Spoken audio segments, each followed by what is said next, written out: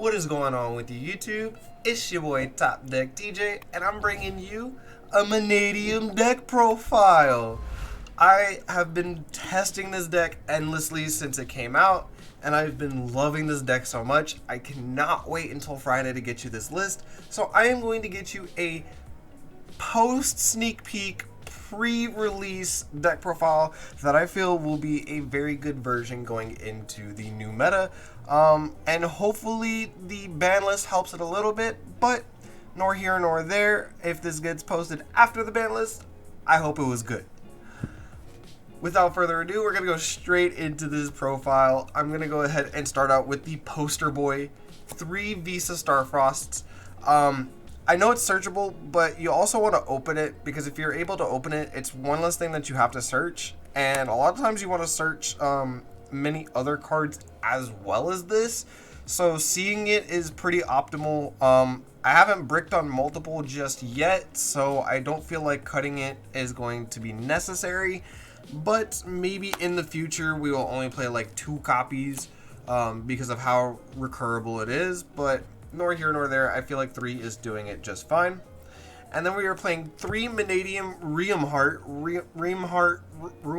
I will not know how to pronounce this card's name ever, but the card is so good. It is a quick play summon and destroy, which is very good. So if your opponent responds to a card you might have, you can actually just activate this, pop the small card, and then you continue playing. We are playing 3 of the best level 2. Meek allows itself to become level 4. That's why I think it is the better level 2. On top of, I like blue, so you know I'm always gonna be favorable to blue. And Meeseeks. Okay, never mind. We also play 3 Fearless. I still feel like maxing out on this card is really good, especially because of how much you're going to end up destroying them.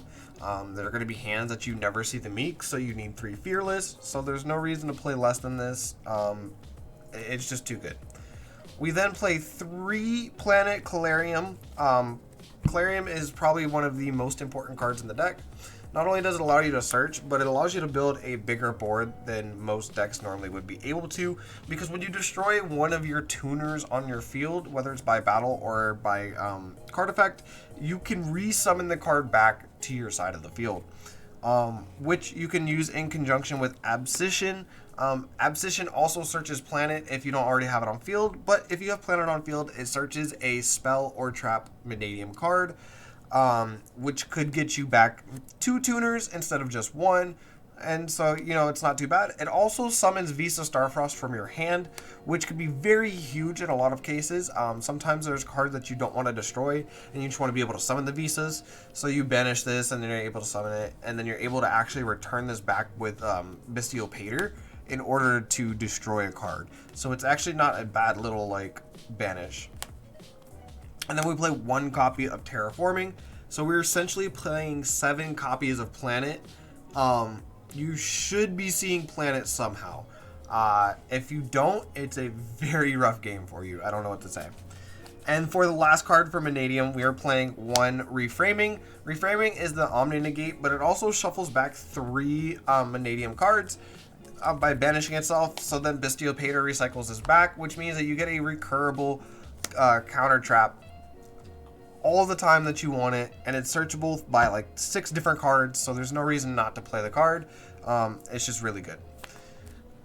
Moving on, I am playing 2 Scareclaw Rykart. Rykart is really good because when you summon Lightheart, Lightheart searches planet, then you're able to search the Rykart. You summon this in defense, and you're more than likely going to search and draw a card, and then you make some crazy link plays. Because when Visa Starfrost is on board, Lightheart can bring itself back. So if you do this correctly, I'll talk about the combo in a second. We also play 2 Primitive Planet Reichphobias. Reichphobia is essential to seeing the Reichardt. To be fair, because you already play the Link 1, you could cut this down since you also play Terraforming. But playing 2 isn't bad, because sometimes seeing it in your opening hand isn't too terrible to be able to summon your Reichardt right away, but it's not always the most optimal thing to do. For the last Scareclaw card, we are playing one Scareclaw Arrival. If they're going to Ash anything, it's not going to be your right card, so you're never really in fear of this getting, not being able to add this. If they droll you, that's a different story. I am sorry about your luck. Moving on, we are playing a hero package of 2 Prisma and 2 A Hero Lives. This not only allows you to see your Visa Starfrost much earlier, but it also gives you a Visa Starfrost on board to be able to summon monsters to your side of the field, just based off of its name. And then you can actually banish it off field to summon the Vicious Astrolaud pack, because, well, you know, we like summoning cards. The Hero Lives also allows you not to normal summon, so if you need your normal summon, yes, you pay 4,000 life points, but there's a lot of decks paying 5,000 for a Cyberstein, so you get to keep 1,000. For hand traps, we're playing 3 Ash Blossom and 3 Droll and Lockbird. Most decks die to this, and if you Ash one card and then Droll and Lock them on another, you pretty much just wasted a lot of resources on them, so it's really good. We also play 2 Ghost Ogre. Ghost Ogre is really good in this format. There's no reason not to play it, honestly. It's probably debatably the best hand trap currently in the Cyber Storm Axis meta, but we're not too far into it, so we will see. I also played 3 Infinite Impermanence. Imperm is really good. There's no reason not to play it either. I just feel like you need to max out on this card over the Ghost Ogre, because you also play like Droll and Ash. And if you go first, you're going to make a board that Ghost Ogre might not entirely be the best thing anyways. So it's all dependent. And then for the last 2 cards, I am playing a Reinforcements and a Harpy's Feather Duster. Reinforcements searches like 3 different cards in this deck, and then Harpy's Feather Duster is just really good into this format. A lot of people are going to have either continuous spells, they're going to be playing a trap-based deck, or they're going to have a field spell and some other stuff themselves. So Harpy's Feather Duster isn't entirely bad, but it also gives you a free flex spot to be able to side out with. Moving on to the extra deck, I am playing 1 Scareclaw Lightheart. This allows you to search the Pivotal Planet Reichphobia. I don't feel like you need to play more than just 1, so playing 1 is fine. It is recurable multiple times, but it only searches when it summons itself to the extra monster zone, and not into a regular zone. I'm playing 1 Cross Sheep because we do play Vicious Astrolaud. It's this cool thing that you summon Cross Sheep, and then you summon the Vicious Astrolaud, and you're able to summon like the level 2 back to your side of the field, and then you synchro for a 10, which is really nuts. And then because you also have Cross Sheep, you're able to summon back the Lightheart. Lightheart plus Cross Sheep plus another monster makes the Appaloosa. So that is pretty much why we play the Cross Sheep and the Lightheart. We play 1 copy of Appaloosa and 1 copy of Access Code Talker. As much as I've been playing this deck, I don't think I've summoned Access Code Talker really all that much. To be fair, I could consider cutting it and probably not miss it, but it's better to be safe than sorry. I am playing 1 Charge Warrior. There's going to be times that you can't get into a 8 directly, so you need to summon a Charge Warrior, then synchro with another tuner and the Charge Warrior, but you also get to draw a card, so it's entirely not bad. It's just not the most optimal. I am playing 1 Excel Synchro Stardust Dragon. This allows you to make Bestial Pater because it's a dragon. It summons back a level 2 tuner, and that is a free 10, being that it is a level 8. We also play 1 Draco Berserker of the Tenyi. The card is really good. If you summon it, you can banish a monster. It can attack twice into multiple monsters. So it's not entirely bad. You just don't always make it, but it's good utility either way. We play 1 Chain Ying. This deck summons level 10s really easy, so there's no reason not to play some of the best level 10s because there really aren't too many good ones out there anyways.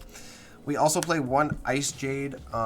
It's also a really good synchro. I don't always make it, but it's not entirely bad to play. It allows you to remove certain cards off the field, and it can technically summon itself back, so it's not entirely a bad thing. We play 1 Mannadium Prime Heart. As much as I want to say that this card is necessary, the card isn't necessary, but it's like almost like a better Draco Berserker in the sense of like an OTK, because it can attack multiple times. So, and it's also unaffected. You know, It's got its sword. It's protected. It's unaffected by cards. We play one Baronne de Fleur. It is arguably the best level 10.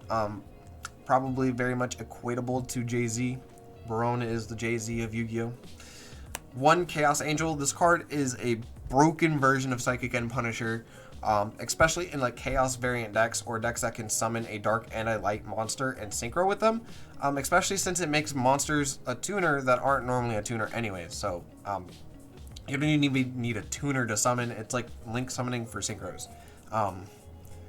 Yeah. Then we play the one Bistiopator. Bistiopator allows you to recur like Visa Starfrost or monsters that you banished. And it also sends back cards that you might have banished anyways to be able to destroy or negate a card. So if you send back one of your opponent's banished cards to their deck, it'll negate the card. But if you send one of your cards back to your deck from your banished, it'll destroy a card. And then we play two Vicious Astrolaud, because a lot of times in turn 1 you're going to use one of these to be able to make a Synchro 10. So it's always best to have like a second one, especially because you can use this thing to OTK so easily. You can summon it, destroy a card, it gains half the attack or defense, whichever is greater, and then that's easily already 3,000+ damage. So no reason not to play it. Other than that, guys, that has been my Mannadium deck profile. I really hope you guys enjoyed it. This is just my pretty much rough draft for going into the format. I will be updating this as I super love this deck. It's been really enjoyable, and I can't wait to catch you guys on the next one.